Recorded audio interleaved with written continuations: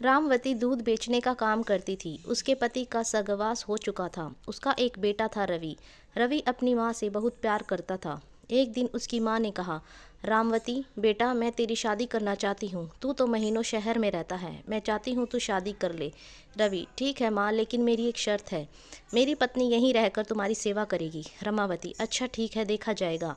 रमावती एक सुंदर सी लड़की ढूंढ लेती है। दोनों की शादी हो जाती है।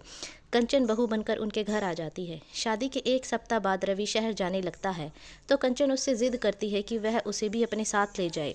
रवि, नहीं कंचन, मैंने माँ से वादा किया था कि तुम माँ की सेवा करोगी। मैं तुमसे मिलने हर सप्ताह आता रहूँगा। रवि शहर चला जाता है। रमावती अगले दिन अपनी बहू कंचन से कहती है, रमावती बहू, ये दूध ले जा और बेच आ। कंचन, लेकिन माँ जी, मुझे तो दूध बेचने के बारे में कुछ भी नहीं पता है। रमावती उसे सब कुछ समझाकर दूध बेचने भेज देती है। गांव में कंचन आवाज़ लगाकर दूध बेच रही थी। दोपहर तक उसका केवल आधा ही दूध बिक पाता है। दोपहर को वह एक पेड़ के नीचे बैठ जाती है। कुछ देर बाद शाम के समय घर वापस आ जाती है। कंचन, माँ जी, मेरा तो आधा ही दूध बिका है। रमावती, कोई बात नहीं, कल मेरे साथ चलना। लगता है गांव वाले तुझे जानते नहीं हैं, इसलिए तुझसे कोई दूध नहीं लेता। उस दिन से अगले दिन तक हर दिन कंचन दूध लेकर जाती, लेकिन उसका दूध बिक नहीं पाता था। इससे दुखी होकर एक दिन उसने अपनी सास से कहा, कंचन, माँ जी, आप दूध बेचने चली जाया करो, मैं घर का काम कर लिया करूँगी। अगले दिन रमावती दूध बेचने गई। दोपहर से पहले ही उसका सारा दूध बिक गया। दूसरे दिन भी ऐसा ही हुआ। रमावती का सारा दूध बिक गया। रमावती बहू, ऐसा कैसा होता है? मैं जाती हूँ तो सारा दूध बिक जाता है। कंचन, माँ जी, आपको लगता है कि मैं दूध लेकर बेचने नहीं जाती? तो गांव वालों से पूछ लो। मैं पूरे गांव का चक्कर लगा कर थक जाती हूँ, फिर एक पेड़ के नीचे बैठ जाती हूँ। रमावती को कुछ गड़बड़ लगती है। वह अगले दिन दूध बेचने जाती है। रमावती, बहन श्यामा, एक बात बताओ, तुम तो हमसे इतने सालों से दूध ले रही हो, फिर जब मेरी बहू दूध बेचने आई तो आपने उससे दूध क्यों नहीं लिया?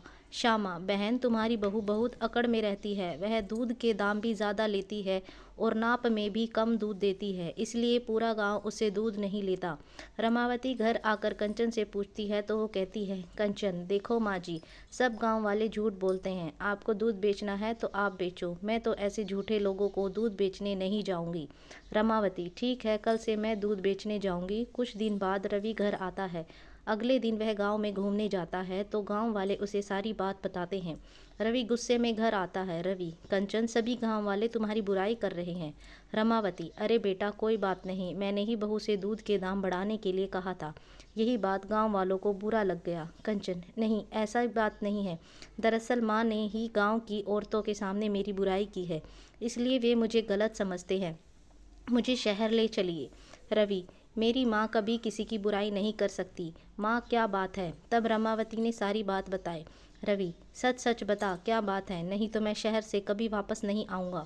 कंचन जी, वो मैं दूध में से पैसे बचाकर आपके साथ शहर जाना चाहती थी, यहाँ मैं नहीं रहना चाहती। रमावती, बेटा तू बहू को ले जा, नहीं तो यह फिर कुछ कर देगी। रवि, माँ, मैं आपको अकेला नहीं छोड़ सकता, मैं अब अपनी खेती संभालूंगा, मैं अब शहर नहीं जाऊंगा। कंचन दूध बेचेगी, मैं खेती करूंगा, आप बस अब आराम करो। कंचन, लेकिन गांव वाले मुझसे दूध नहीं लेंगे। रवि, हम दोनों साथ चलेंगे दूध बेचने। अगले दिन से रवि और कंचन दूध बेचने चले जाते हैं। आपको ये कहानी कैसी लगी कमेंट करके हमें ज़रूर बताएं। अगर आप चैनल पर नए हैं तो प्लीज़ चैनल को लाइक, शेयर और सब्सक्राइब ज़रूर कीजिए। Thank you.